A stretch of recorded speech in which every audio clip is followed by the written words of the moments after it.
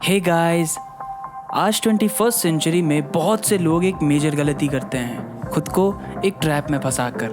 अब क्या है वो ट्रैप? वो है सब कुछ खुद करना। अब सेल्फ डिपेंडेंट होना गलत नहीं है। चलो इसी के एग्जाम्पल से समझते हैं। एक देव नाम का बंदा है जिसने अपनी जॉब क्विट करके खुद का बिजनेस स्टार्ट किया। अब उसकी सारी चीज़ें वो खुद मैनेज करता है, उसका अकाउंटिंग, प्रोडक्ट मंगवाना, सेल करना, प्रोडक्शन करना। अब वक्त के साथ देव अपनी ज़िंदगी की दो सबसे इम्पॉर्टेंट चीज़ें लूज़ कर रहा होता है, ना टाइम और energy. In return of money of course, पैसा तो उसके पास बच रहा होगा, लेकिन एट व्हाट कॉस्ट?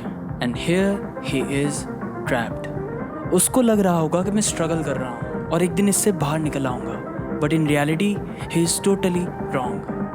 रोज़मर्रा के वो काम जिसमें टाइम और एनर्जी ज़्यादा लगते हैं और रिजल्ट्स भी कम देखने को मिलते हैं, 90% लोग उसको क्विट करना ही पसंद करेंगे, जैसे देव ने किया। बहुत से लोग बिजनेस का मतलब गलत समझ लेते हैं। वन वर्ड में समझाऊं तो होता है ऑटोमेशन। आपकी मौजूदगी के बगैर अगर कोई काम हो रहा है या ना के बराबर काम करने पर आपके इनकम जनरेट हो रही है, उसे कहते हैं बिजनेस।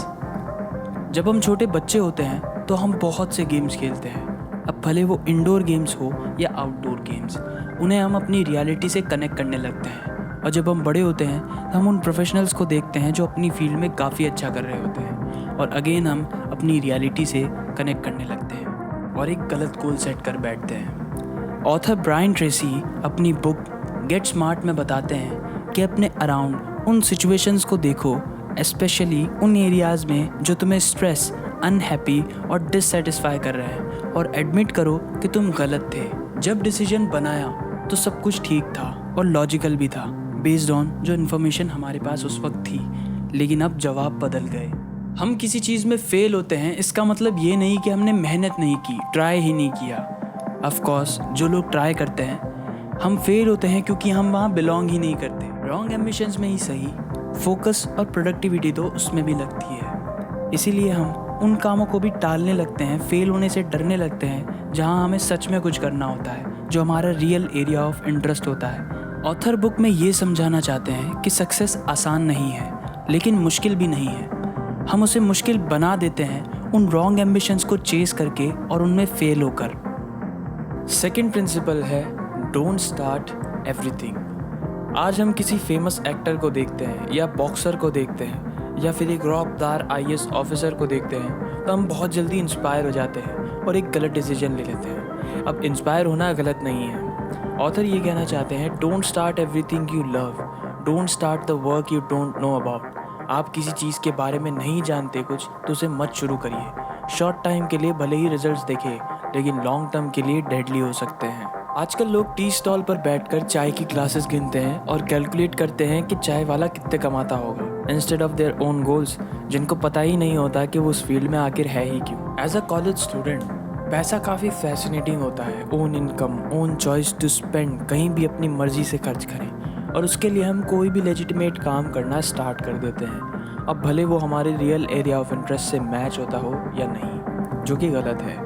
राइट प्रोफेशंस का फेलियर कम दुख देता है in comparison to wrong professions के फेलियर। वो बहुत ज़्यादा वर्स होते हैं और सारा फोकस और प्रोडक्टिविटी एब्जॉर्ब कर लेते हैं। सेकंड प्रिंसिपल हम एक स्टोरी से समझते हैं।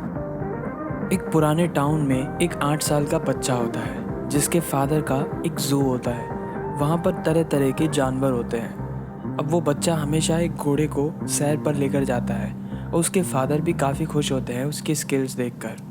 एक दिन क्या होता है कि उसके फादर एक नया घोड़ा लेकर आते हैं और वो बच्चा जिद करता है कि मैं दोनों घोड़ों को सैर के लिए लेकर जाऊं। उसके फादर भी उसके स्किल्स के मुताबिक उसको घोड़ा सौंप देते हैं। अब होता ये है कि वो जब घोड़े दोनों घास खा रहे होते हैं तो वो जाकर पेड़ के नीचे आराम करने लगता है, और जब उसकी आँख खुलती है तो वो देखता है नया वाला जो घोड़ा है वो गायब हो गया।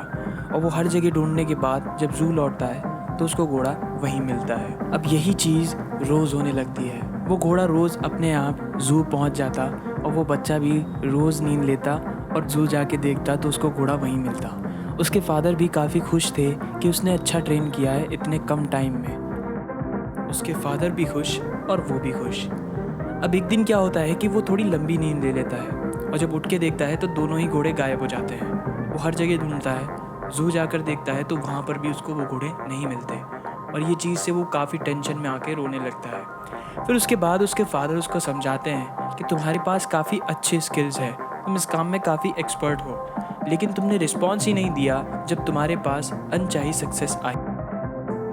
इसी वजह से तुमने दोनों ही सक्सेस खो दी। इस स्टोरी से हमें ये समझ में आता है कि if you don't manage the new success will take away your old success as well.